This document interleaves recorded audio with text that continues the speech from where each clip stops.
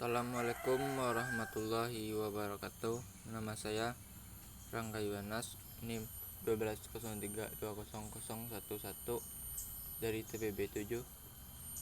Sekarang saya akan memainkan salah satu olahraga, yaitu olahraga catur.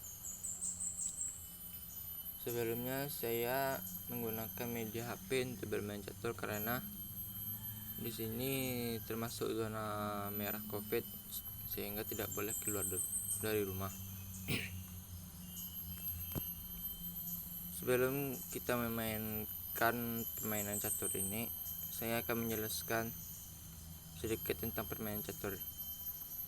Permainan catur adalah permainan yang dimainkan oleh dua regu, antara regu putih dan regu hitam, untuk mencapai kesepakatan skakmat. Kalau semisalnya tidak bisa mencapai kesepakatan skakmat, disebut dengan remes atau seri. Permainan catur ini terdiri dari 16 buah anak dalam satu regu, 8 anak pion, dan 8 lagi adalah raja dan ratu dari pemain catur ini. Saya akan memperkenalkan salah satu semua dari anak-anak pemain catur ini. Ini merupakan adalah anak pion, 8 anak pion dari sini sampai sini. Untuk ini disebut dengan benteng. Ini disebut dengan kuda. Ini disebut dengan rencong. Ini disebut dengan raja. Ini disebut dengan ratu. Ini disebut dengan rencong lagi. Ini disebut dengan kuda. Dan ini disebut dengan benteng. Untuk langkah-langkah permainan catur ini dimulai dengan langkah anak pion, 2 langkah ke depan atau 1 langkah ke depan, atau sang kuda ini untuk pembukaan permainan. Permainan catur ini dimulai dari regu putih, tidak hitam. Permainan catur ini dimulai dari regu putih ini.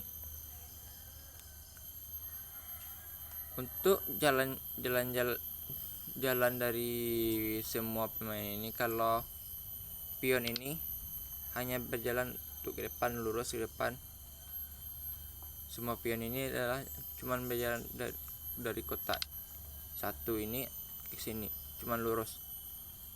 Kalau memakan, dia akan berbelok ketika memakan anak pion lawan, seperti kayak ini.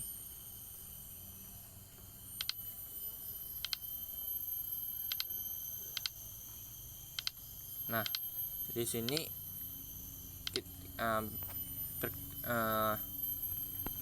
pion ini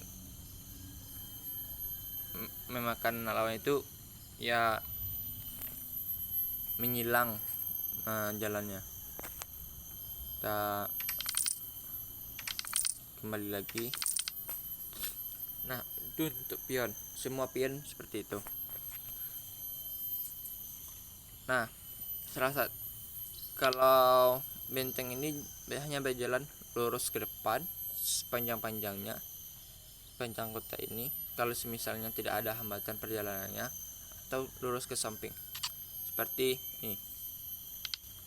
Untuk benteng ya, dia berjalan. Kalau ada hambatan, dia tidak bisa melaju sampai ke benteng lain, cuma ke sini.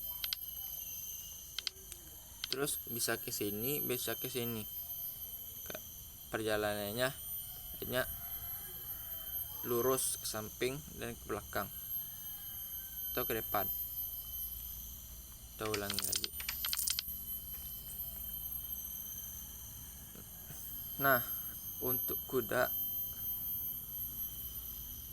ini berjalan seperti L, 3 kotak seperti L kayak gini ya.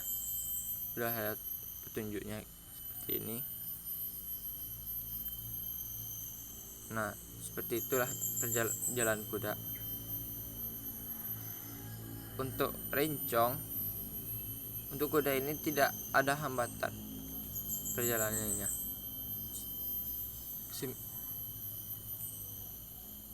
Selagi bisa melangkah seperti L, dia tetap bisa untuk melangkah. Seperti itu ya. Untuk rencong ini kita harus perjalanannya, kalau misalnya adalah rencong putih, berjalan membelah horizontal, berjalan searah horizontal gitu ya, atau membelah seperti ini ya, seperti ini. Selagi ada perjalanannya tidak terhambat, dia bisa untuk langkah gitu ini. Nah, seperti ini kita bisa melihat sama-sama. Selagi dia bisa melangkah ke jalur putih, dia tidak tanpa hambatan, dia bisa melangkah. Kita makan seperti itu ya teman-teman. Kita ulangi lagi permainannya. Nah, ini adalah raja ini adalah salah satu yang akan diserang oleh tim lawan. Bagaimana tim dengan strategi itu untuk menyerang raja ini oleh tim lawan. Nah, ini adalah ratu. Ratu ini adalah berjalan bisa seperti benteng, bisa seperti rencong, atau bahkan bisa seperti pion ini. Dia adalah kecuali seperti kuda. Ratu ini sangat penting dalam permainan ini karena dia bisa melangkah sejauh-jauh mungkin tanpa ada halangan. Misalnya gini. Nah, kita bisa karena ratu ini mempunyai banyak jalan gitu ya, bisa seperti ke depan, ke samping, atau horizontal gitu. Sama seperti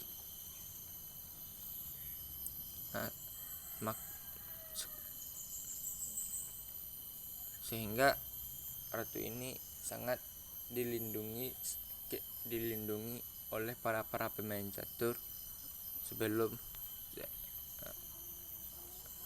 sangat dilindungi karena ratu ini memiliki peranan penting dalam permainan catur ini.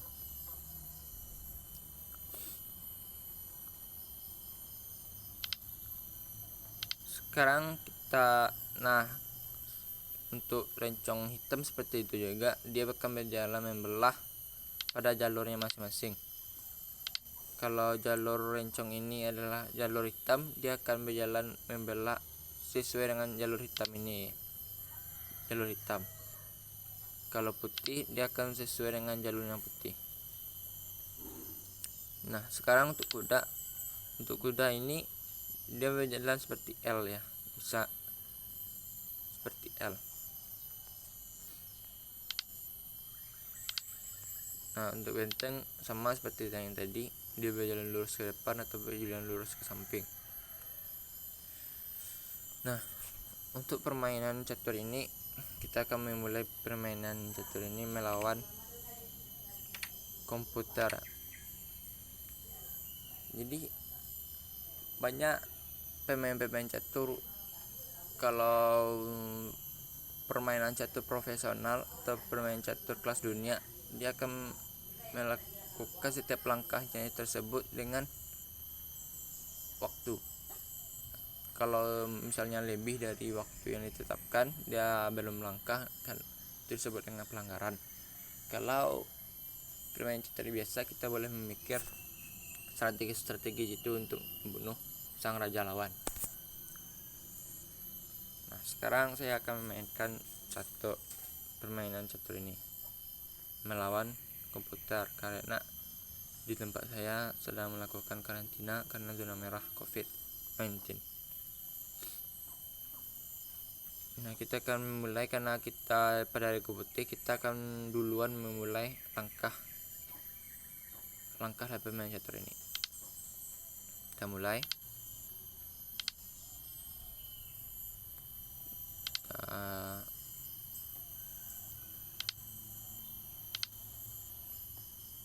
Terus ini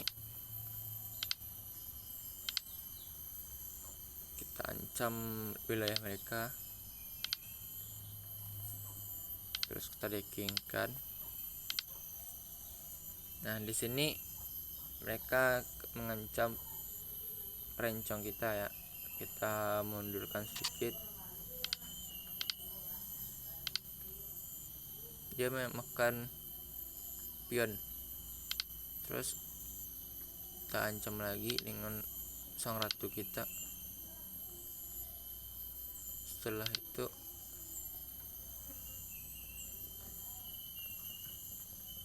karena rencong kita terancam,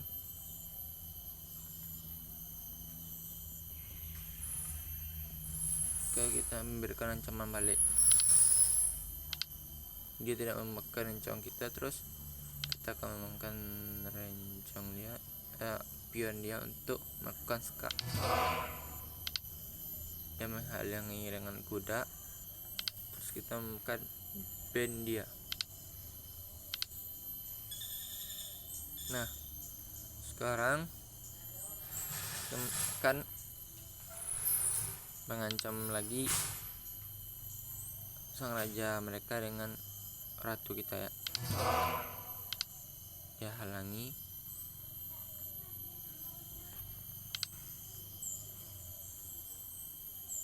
Terus kita ancam lagi.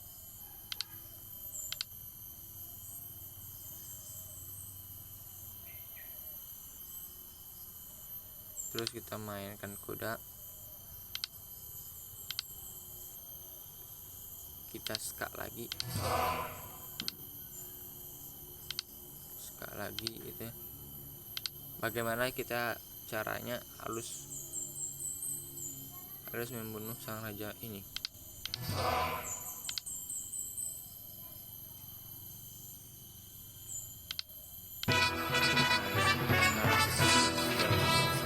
Raja mereka dan hasilnya menang. Nah, begitulah permainan catur. Sangat mudah dan menyenangkan untuk mengasah pola pikir kita dan otak kita. Semoga bermanfaat. Yaitu, assalamualaikum warahmatullahi wabarakatuh.